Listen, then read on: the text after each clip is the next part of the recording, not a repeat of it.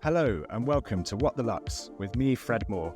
And me, Anant Sharma. Together we lead Matter of Form, a design consultancy specialising in brand, digital experience and content. And this is a podcast that calls time on tired ideas of luxury. Alongside industry luminaries and thought leaders, we explore what truly defines category-leading products and services. Oliver Spencer didn't follow the traditional route into British tailoring. No Savile Row apprenticeship, no fashion school. Instead, Portobello Market, a wheelbarrow, and hand-painted waistcoats made from ecclesiastical silks. It was an unconventional beginning that quickly found its moment when Favourbrook waistcoats appeared in 4 weddings and a funeral. A breakout that transformed a creative experiment into a thriving brand. From there, Oliver built 2 distinct but complementary worlds. Favourbrook, with its formal wear and playful elegance, and his eponymous label, Oliver Spencer, defined by a philosophy that quality doesn't mean formality and casual needn't mean careless. Across both sits a commitment to craft sustainability and an insistence that British design should have both integrity and soul. Today, we'll explore what it means to slow fashion down when everyone else seems to be speeding it up, why Oliver continues to make a significant proportion of his collections in England when frankly the economics point elsewhere, and how his latest venture, Secret Trips, connects clothing and travel into a bigger vision for considered living.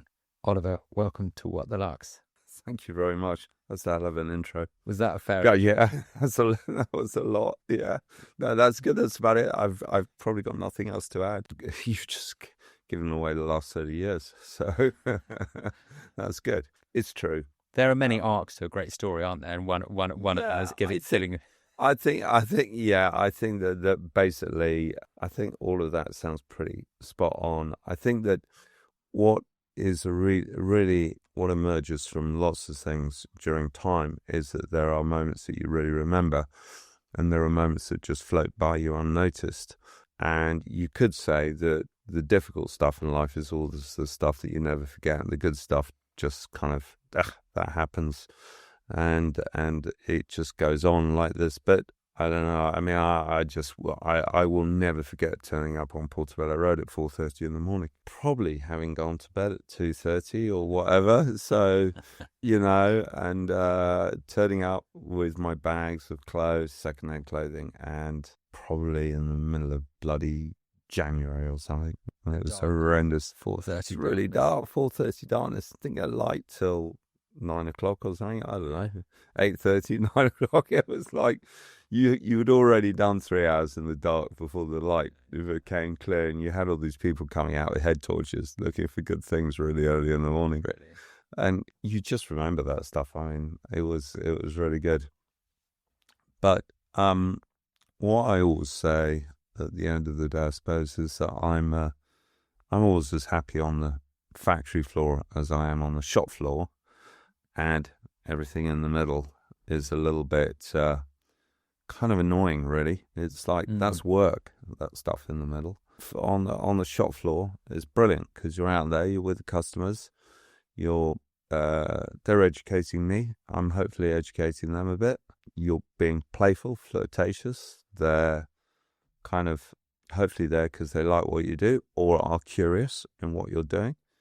And at the end of that road leads to a relationship, and I think that's what shopkeeping is all about. And I think that as we go on, people are going to start returning to shops, and what this country has suffered from for the last, certainly since COVID and before then, is the downfall of the high street. And we need to return the high street to a community centre, a community base where people go to spend their life, where people go in their free time, where people go because they need stuff, and where people go because they just want to have a bit of release. And I always say that, I mean, particularly Lamb's Conduit Street, where my studio is, we've got an office there.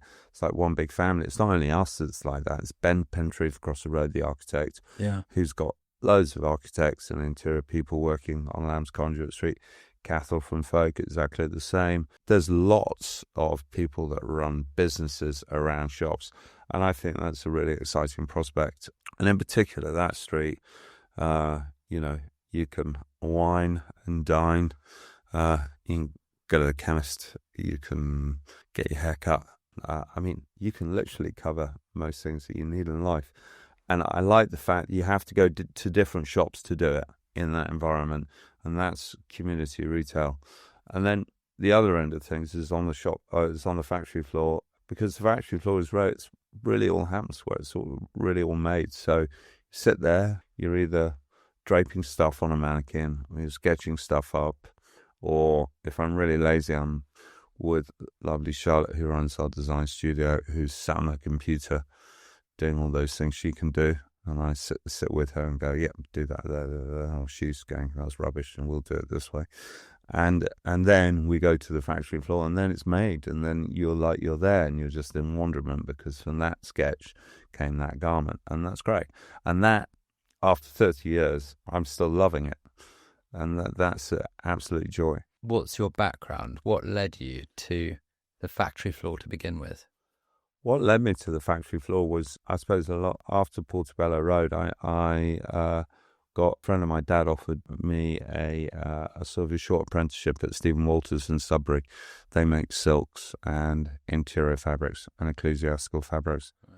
And he took me into this room and said, these are all damaged silks, and if you've got any bright ideas about how you're young, how would you use them? How would you make them work?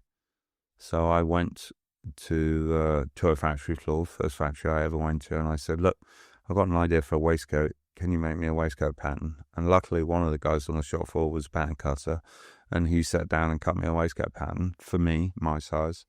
And I went up there and I started placing the waistcoat pattern between all the damage marks on the cloth. And through that, we started being able to cut the waistcoat panels, the fronts of the waistcoat. The waistcoat's a body garment, so it sits on the body. The measurements are to the body, not off the body. And that was amazing. So that was a simple process, and that in itself is how I've really understood how I should be doing fashion for the rest of my life, in a way that it is a simple process. There shouldn't be too many footsteps. It should be clean. It should be organized. And if it's difficult, don't bloody do it. You know, just make it beautiful, simple. And I love artisan, and I think that the rarity of stuff is important as well. And I think that's where luxury goods have massive. It's a whole nother subject, but they massively lost sight of what's going on. Really, is the fact that they've forgotten what artisan is, and they've forgotten what luxury. The meaning of luxury is rarity, is beautiful design and artisanship, which generally means handmade locally. What is it that you think? Where have luxury brands gone astray? Well, I think in my industry, luxury brands have gone astray because they're mass producing. Yeah, and it's not really luxury anymore at all. It's available on every luxury high street around the world, and I do call them luxury high streets because that's what they are. They are, you know, in respect to, that's what Bond Street is. Yeah, it's what Madison Avenue is. It's full of brands that are simply available all over the world. So it's not true luxury anymore.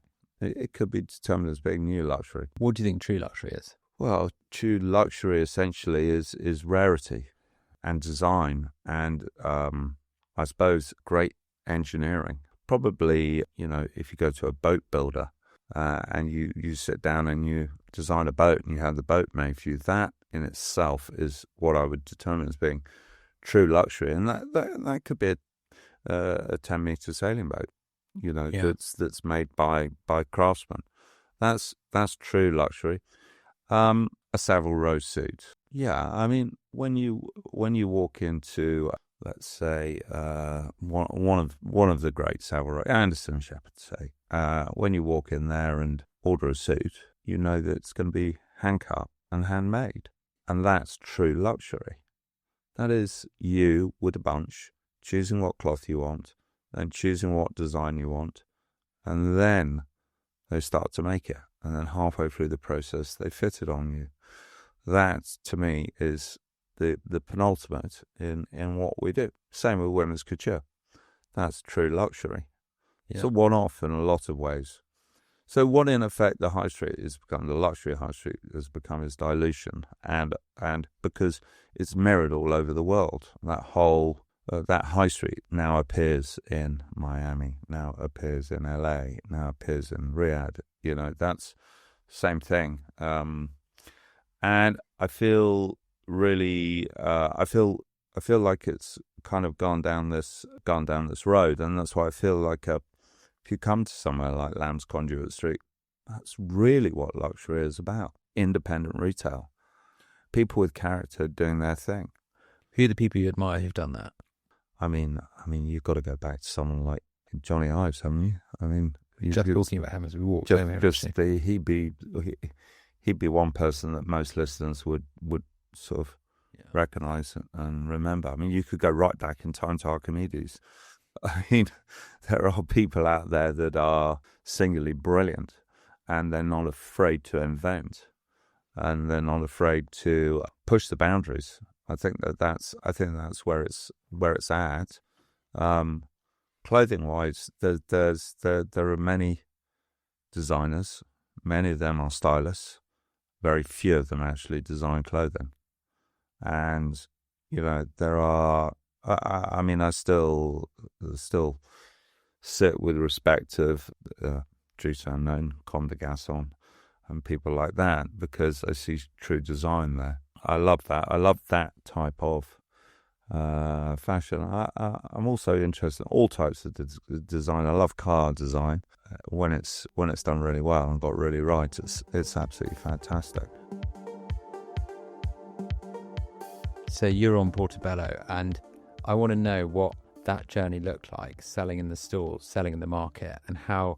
Selling in the market was really interesting at that moment in time, because it's just full of people. It was full of people that were either interested in second-hand clothing. And we're back there right now, actually. That's a whole another thing that's going on, the return to second-hand clothing, vintage, whatever you want to call it. Everyone loves it right now. And so there's that whole thing going on. And then right back to when I was doing it, which must be in about 89, 90, people went just nuts for it. They'd come out and go mad. But you had stylists out there that would do out there for working with groups and working with films, TV series. And then you just had tourists that were out just loving it. Portobello Market is like, it's just like this place. It's an energy within itself. It's funny, London. It never really checked. It's managed. One of the places actually managed to retain quite a lot of its energy. A little bit. Yeah. It has been commercialised. Yeah, it absolutely has. So, what was the point when you went from market store to your first store? So, really, very simply, a friend of mine, a really old friend of mine, came and said to me, "Listen, there's this store available in Piccadilly Arcade. It's completely empty. They'll give it to you for a year's free rent. Stick a load of waistcoats in there and see how you get on." That's the type of thing that would never happen anymore. Yeah, well, you'd be surprised. It's a little more than you think at the moment. There's a few sort of a little more desperate landlords than you think they are. So they're doing deals. There are deals to be done. And you just got to ask the questions. But yeah, so I took the risk. And it was a terrible mistake taking the risk, I have to say. For the first sort of year and a half. Yeah, for the first year and a half, it was an absolute disaster. Completely and utterly a disaster. What happened? Couldn't pay the rent. There wasn't any rent, but I couldn't even put enough money aside for the rent when it was going to happen. So just... Were you just then going to get landed with the full rent bill after on month 13? No, but the rent was going to start there, so I figured I needed to start saving up for that. Yeah, it was really tricky. Just about 91. And this was Favourbrook. First Favourbrook store. And it was great.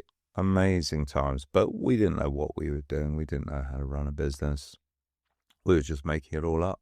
It was at a time of a heavy recession, and people were asking questions about what was going on in the world. And we came along with a store full of really flamboyant clothing. And people, what was the clothing like? What the hell are you guys all on Neri jackets and all of this stuff? Yeah. There's a guy around actually at the time called Scott Corolla that was doing interesting stuff. He later became a furniture designer but he was doing fun stuff. So there were a few other people doing this stuff, but we were like making an Eric jacket out of a bishop's gown. So it was kind of nuts. Yeah. Really good fun. And then we had this whole situation where it was just like nothing was selling. It was a disaster. Okay, if you put that in the context of time, that went over a long period of time. And suddenly, slowly but surely, we started to make things work. So that's one thing I really, really believe in, is that good business and well-built businesses take 4 to 5 years to build. So you can still be here in 30 years with a good business.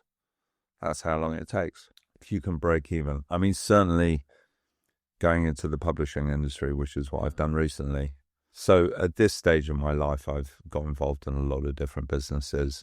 Probably after, before COVID in 2015, there's something happened which was a good thing. We did well in something and made some money, and with that money, I decided to go out and experiment and invest in other businesses and start some businesses as well. And that was some of it very sobering, and some of it was extremely giving and great fun. What was the biggest disaster? Well, definitely a restaurant is not an easy thing. I mean, you would be better off just putting money out on the street and just chucking it around, giving it to the customers. But that wasn't me making the mistakes. That was just me paying for the mistakes and watching the person make the mistakes and trying to help them. But that was a different thing. But it was an itch on my back that I had to scratch. So I had to do it. Was that in COVID or was that after? After COVID, yeah. Yeah. Yeah. Is it very difficult, the restaurant business? Oh, la la. Yeah. It's very different. It's very difficult. And that's pretty much where I got to when I came to just after COVID. Somebody came to me and said, look, we've all just been made redundant at Condé Nast Traveler. What's going on? We need work, and how do I do this and how do I do that? And it was really simple, because I sort of turned around and I just sort of said, well, look, James, why don't we start thinking about a travel magazine but for people that want an adventure and experience and a bit of education, not for people that want to go to a super luxury resort. Yeah.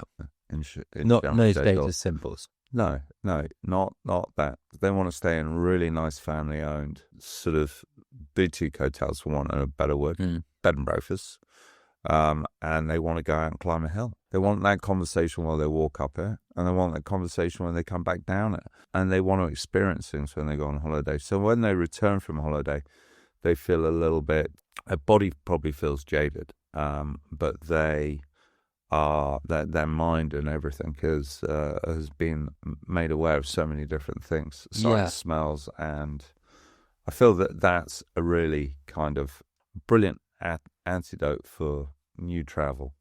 Yeah, I completely agree. It's like adventure education, but most importantly, active engagement. And absolutely, there's too many options that are just like passive engagement. Yeah, and you mentioned something there as well.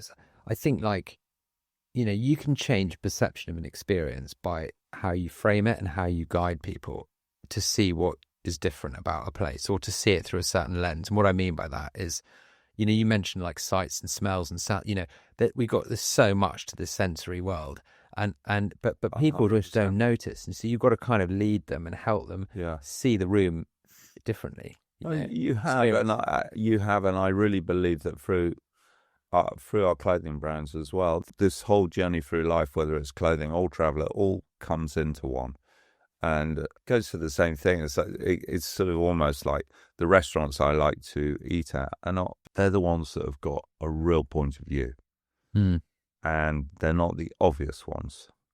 And I think that they've got just that. They've got character to them. And I really believe that that's important in everything that you do in life. It should be done with there's a narrative to that place. And that's back to Duchenne, because they have a strong narrative.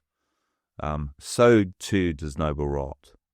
It does. As well, yeah. And it really, Dan Keeley and his partner Mark have done an amazing job there. Yeah. And I love it. In fact, I would absolutely tell you it's the best place for lunch in London. And I love a lunch. I think lunch is way up there. Preferable to dinner. Yeah, much. A Yeah. long lunch. Yeah, lunch sort of starts at 2:00, finishes at 7:00. Yeah, and then you stumble home. Yeah, Go to bed. Yes, perfect. The type Love of lunch that happily eclipses dinner. Yeah. What do you think would have happened if you'd pursued a more traditional Savile Row? Might you have pursued a more traditional? Well, yes. Yeah, I think definitely. I think the Favourbrook was very close to that.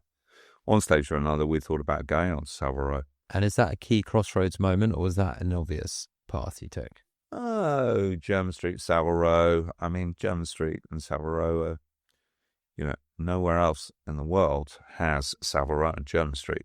These are two streets that are just purely dedicated to menswear. How fantastic is that? No one else does that. That's great. Most streets in the world are normally all dominated by lots of lovely women's wear labels. What are your favorite cities to walk around shopping in? Oh, gosh. Okay. Well, I think Milan is pretty good. Yeah. And I love all the old men's tailor shops in Milan. I think they're just fantastic. The old school Italian kind of, where everything's kept under the glass. Yeah. It's very cool. So, yeah, it's an interesting question, that. Where do I like to go shopping? So this summer I was in New York, visiting some old places, looking at some new places. I still enjoy the buzz of walking around New York. I'm married to a New Yorker, and my kids were all born there. So that's... Did you lived in New York? I didn't really live in New York, but I understand New York very well, and my wife she has a family home there, so we go there. Yeah. It's a good place. I think Tokyo is... I mean, it's a lot, but it is magnificent in its so muchness that it's a complete fry when you go there. I mean, the standard of retail is incredible. Yeah. The standard of bars on secret trips, we just did our 6 favourite Tokyo whiskey bars. I need to have a look at that, actually. And people love that. I'm going on Tuesday. Listen, I think that it's singularly the best place to bumble around on your own. Yeah. There's just so much going on there.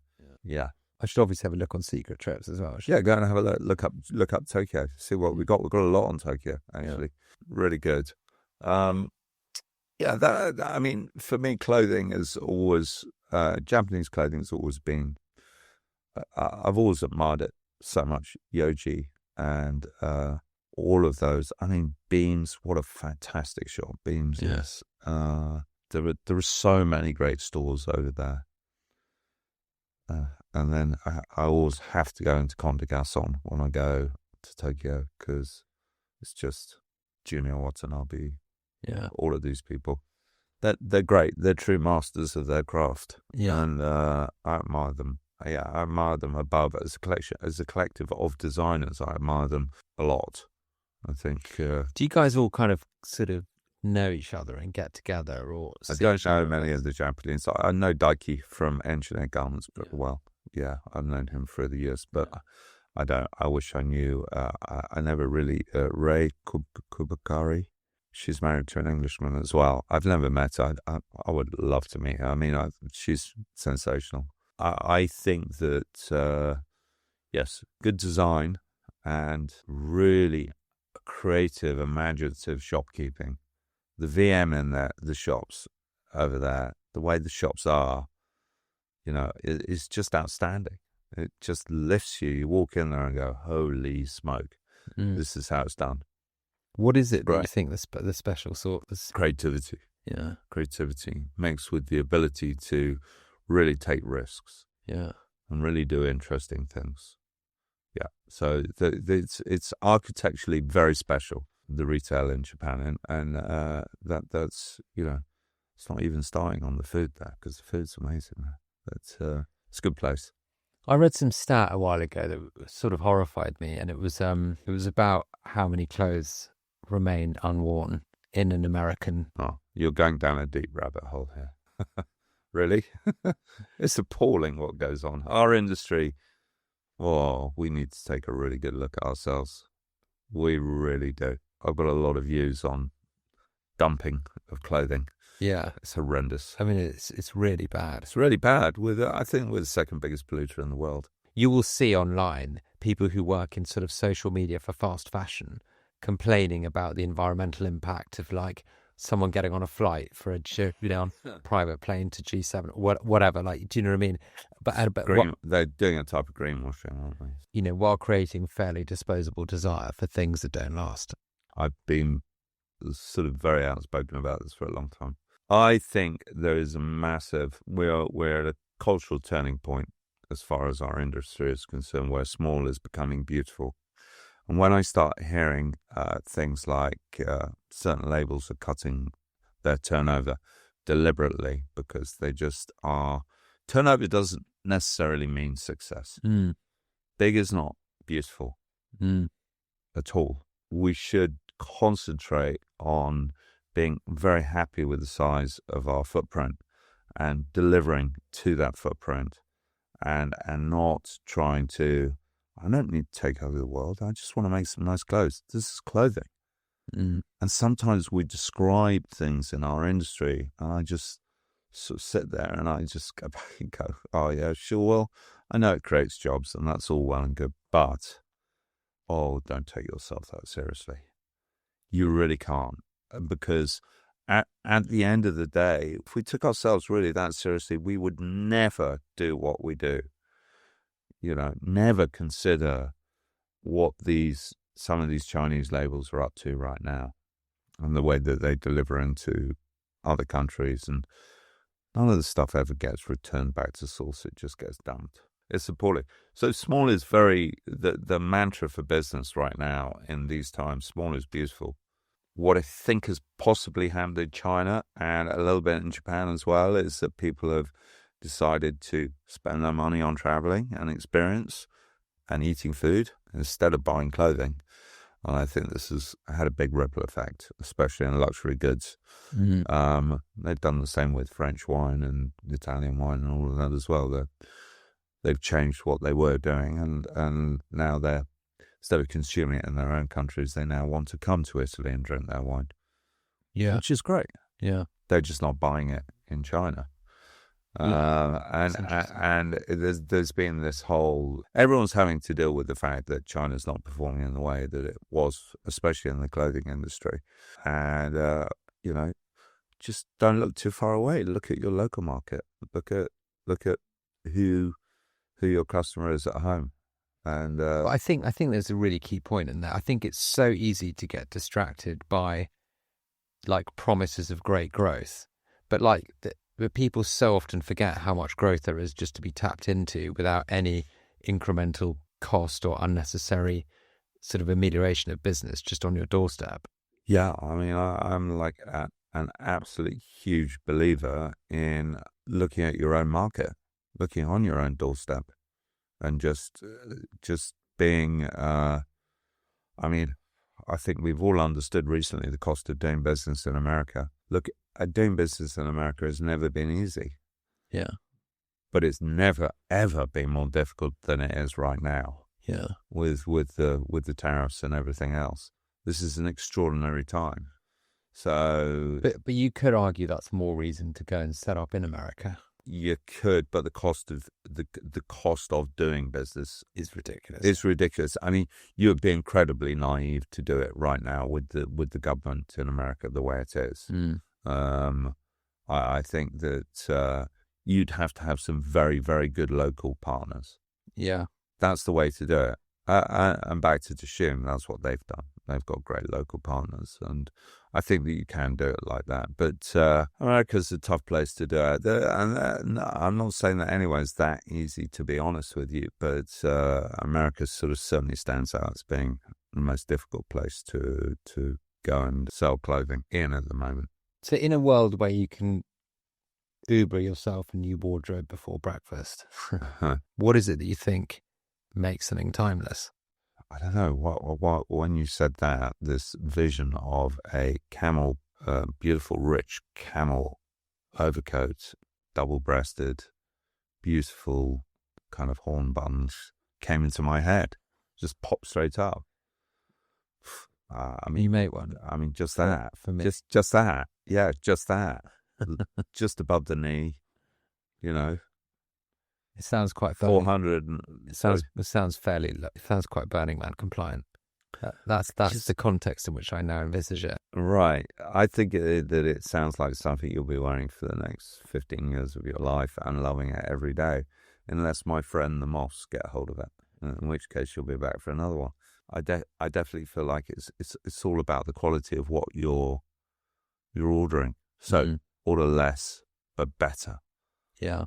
That's my big thing for right now, is think really hard about what you're ordering. I think we're in a really interesting moment in the world where our concept of value is changing, and we're being forced into re-inspecting what value is, and to put a pin in the narrative we tell ourselves as adults about why we value the things we value. And I've just become really interested in the concept of it because it's all like a bit of a house of cards. Do you know what I mean? Like, and then we start, like you said, things are meant to be fun and they become valuable. And then we start taking the business of that value really seriously. And then something's lost along the journey. It's a bit of a meander that in a way doesn't really link to the question I wanted to ask, which is, like, how has your concept of what customers value changed between sort of working on Favourbrook, which is formal wear, and then working on Oliver Spencer, which in a way is sort of like... So those customers do link up actually occasionally, which is great. And I do find they're in both camps. And that does happen. They're very similar. They're a very similar customer. I mean, are they similar to run as businesses? Yeah, very similar to run as business. You run them hand in hand. But what's great is that we're Favourbrook's got a 20-year-old and an 80-year-old customer, and everyone in between. And I love that. I think that is just like the best thing. I want everyone to come and shop there. People that just want something special. A friend of mine came in on Saturday. They told me he just popped in and bought himself a corduroy suit, just because winter was coming. He wanted to again, it was a French Navy corduroy suit, and I mean that suit's going to last them a long, long time, and it's a serious investment, and it's a great thing to own. Yeah, you can wear the jacket separately to the trousers. It's a beautiful thing. So I think that a lot of our customers are quite deeply creative people, but they might be creative in a way that it's mathematical. They're not necessarily all sitting there drawing on at the RA the whole time. I just respect the art of shopkeeping and retail hugely. What do you think it's going to take to bring the high street back? So the return of the community to towns. I mean, the worst thing that's happened in this country are shopping centres. Yeah. We need people to come back onto the high street, independent shops. So we need landlords to want that. Well, placemaking, exactly. I think placemaking by design, understanding that who wants to go to high street with like every LVMH brand that you see, as we spoke about in this podcast, we don't. Where they're exposed online anyway, because the collections online are, you can see, what you're... It's all too available. There's no excitement. It's too available. So you want to go and find things that you want to search and find things that are interesting. What would you change about your industry if you could change one thing? Okay, I would go back into the European Union in about 5 seconds flat. Yeah. However bad a condition Europe's in, the free movement of goods, the ability to be able to sell in Europe is singularly the most important thing. To have that taken away from us was an absolute travesty. So I am extremely against Brexit and wish we were back in Europe. And I am a Europhile. I'm first of all English, but I am a Europhile. Yeah. Yeah. Yeah, I'm inclined to agree with you on that. So that's a more of a political statement, but it's caused absolute havoc in our industry. Well, I just remember buying a pair of shoes that was shipped from Italy and getting a VAT, getting a tax bill with it, and then trying to return them and going through. But you won't be able to do it. And it was basically impossible. But there aren't brilliant businesses like globally that make life great for you now. But I just remember doing this immediately afterwards. I'd never been faced with this challenge, and I was like, this is ludicrous. The shoes don't fit me, and I'm now stuck with like a couple of £100 pair of shoes. It's incredibly bad news. What concerns you about the world we're leaving the kids? I just want the return to more of a centralized political agenda. Yeah. Yeah, I just want things to be nice, balance to return in the force, as our friends used to call it. It's like needs to be respectful to our planet and look after things for the next generations. And there needs to be more attention paid to, I think, people building things long term. So don't build a business to sell it quickly. Build a business to give it to your kids. If you had to give it all up tomorrow and do something else, what would you do? Probably be an architect, actually. Yeah. Because I love design and I love building things. Same with me. That's what I do. Yeah, That's how I answer the absolutely, 100%. It's I've also admire people that start businesses. So there's this great electric motorcycle company that's Amazing. just, They're on the podcast too. brilliant. Have a listen. Okay, That's a good one. There's also this watch brand called Era. Yeah. Yeah, Don't know. and check them out. They're great. That's Nick Sullivan and have a look. and some other people. They're making a really interesting new product. Just people out there Doing stuff. doing stuff. Yeah. I love that. That's really, really important right now. So what we're doing by doing that is we're leaving something for the next generation to come on and hopefully move on and build. And then my last question, you guys on the other side of the glass will be happy to know, what is the most exciting thing for you in the next 5 years? At the moment, it's buying a place in Italy. Nice. I'm just buying somewhere in Italy at the moment. Which region? In Sicily. Nice. And I just want to explore Sicily. I love it. I think it's full of history, full of great food, full of great beaches, full of great walks. So, yeah, I want to go and explore somewhere else for a bit. I think to be able to go out and explore is a great thing. I agree with that. Do you ever read Just William as a kid? Yes. It's like, there's something about that book, and it's just the call to explore, which will never leave me. Just fantastic. That's what I want to do. I want to go out and see what's going on in the world. Let's end it on the spirit of adventure. Yeah, there we go. Thanks very much. Thanks very much. Thanks so much for listening. This has been What the Luxe. You can find us on socials at Much Reform, and drop us any questions or comments on Twitter using the hashtag #WhatTheLuxe. Or if you're a luxury brand looking for strategy and design that goes beyond the banal, get in touch via hello@muchreform.com and chat to one of our consultants.